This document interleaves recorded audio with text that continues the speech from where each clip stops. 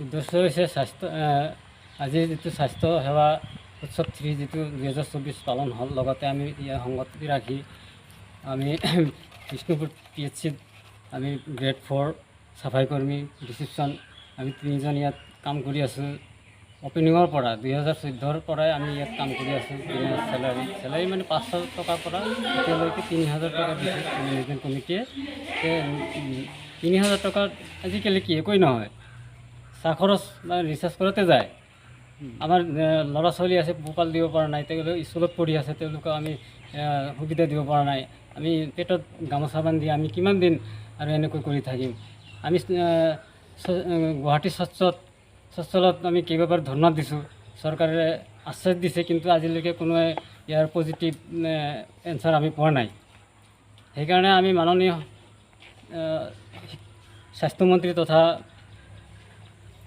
মুখ্যমন্ত্ৰী মহোদয়ক অনুৰোধ কৰিছোঁ যাতে আমাৰ ডিষ্ট্ৰিক্ট তথা আমাৰ অসমত 3826জন মানে চাফাই কৰ্মী হওক, 4 গ্ৰেড হওক বা চকীদাৰ হওক, আমি সকলোৱে আমাক যাতে কিবা এটা সুবিধা দিয়ে চৰকাৰে, মিনিমাম ধৰক কোনোৰকম চলিব পৰাকৈ 20,000 একটা আইডিয়া এমাউণ্ট বা ওপৰতো দিব পাৰে। এনেকুৱা যদি কিবা এটা সুবিধা দিয়ে আমি অলপ চলিব পাৰিম। এই মানে চৰকাৰে যদি সেইখিনি দায়িত্ব যদি আমাৰ যদি কিবা এটা সিদ্ধান্ত নলয়, আমি 10 তাৰিখৰ ভিতৰত যদি সিদ্ধান্ত নলয়, তেনেহ'লে আমি আৰু এই সংগ্ৰাম আমি চলাই থাকিম।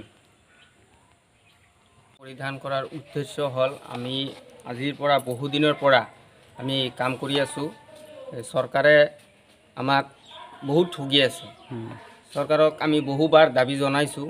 জনাৰ পিছত আমাক কেতিয়াবা ঊৰ্ধ্বতম কৰ্তৃপক্ষই আমাৰ পৰা ডকুমেণ্টছ বিচাৰে যে ভেৰিফাই হৈ যায়, তাৰপিছত আজি দেওঁ কালি দেওঁ বুলি আজিলৈকে যোৱা 2 জুলাইত চাওক, এইখিনি এটা অৰ্ডাৰ ওলাইছিল আমাক এটা ফিক্স পে কৰি দিম বুলি।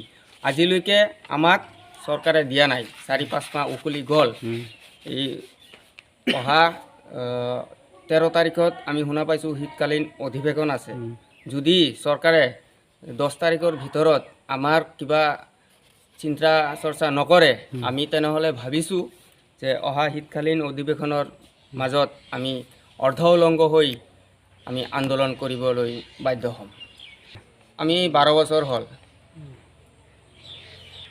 আমাক আশ্বাস দিছে চৰকাৰে 2 জুলাইতো আমাক যেনেকৈ দিছে যে ফিক্স পে কৰি দিম বুলি, আৰু আপোনাৰ 10 বছৰৰ ওপৰগিলা ৰেগুলেশ্যন কৰিম বুলি আমাক এটা আশ্বাস দিছে।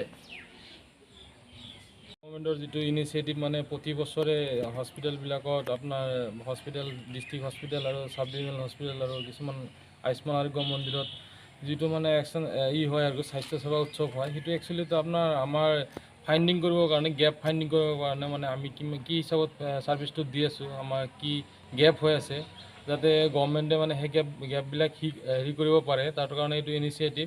তো এইটো কাৰণত আমাৰ এক্সটাৰ্নেল এছেছৰ আহি গ'ল, আমাৰ ডক্টৰ আছৰাফুল আলম ছাৰ আহি গ'ল, আৰু আমাৰ DCPO আহি গ'ল, আৰু আমাৰ বিজনী SDPO ছাৰো আহি গ'ল, আহি আমাৰ অলৰেডি ভিজিট কৰি গ'ল। তো তেওঁলোকে বস্তুখিনি চাই গ'ল। প্ৰতি বছৰৰ দৰে এইবাৰ আমি যিখিনি আছে আৰু কি নাই সেইখিনি ফাইণ্ডিংখিনি তেওঁলোকে ওপৰ মহলত জনাব। আমি ভাবোঁ অতি সোনকালে আমাৰ এই গেপবিলাক ওপৰ মহলে মানে হেৰি কৰি দিব আৰু ফিল আপ কৰি দিব। তো এইখিনি আমাৰ প্ৰতি বছৰ হৈয়ে আছে, এই হিচাপত হৈ গ'ল, এইবাৰো হৈ গ'ল, ভালে ভালে হৈ গ'ল। আৰু বৰ্তমান কি সমস্যা আছে আপোনালোকৰ? বৰ্তমান আমাৰ এনেকুৱা সমস্যাৰ ভিতৰত আপোনাৰ ষ্টাফ কোৱাৰ্টাৰৰ কিছু শ্বৰ্টেজ আছে, আৰু আমাৰ মেন পাৱাৰৰ শ্বৰ্টেজ আছে। মানে ইয়াতে মানে এইটো আমাৰ ৰেগুলাৰ ডক্টৰ এজন দিব লাগে, লগতে ষ্টাফ নাৰ্ছৰ শ্বৰ্ট আছে, কাৰণ অকল ছিংগল ষ্টাফ নাৰ্ছে আপোনাৰ মানে চবখিনি চাব লাগে, NCD ইউজ কৰিব লাগে, ইফালে ইনজেকশ্যনখিনিও থাকে, ডেলিভাৰীখিনিও থাকে। এইখিনি হ'লে আমাৰ আৰু কিছু আমাৰ ছাপৰ্টিং ষ্টাফো কিছু থাকিলে ভাল হয়।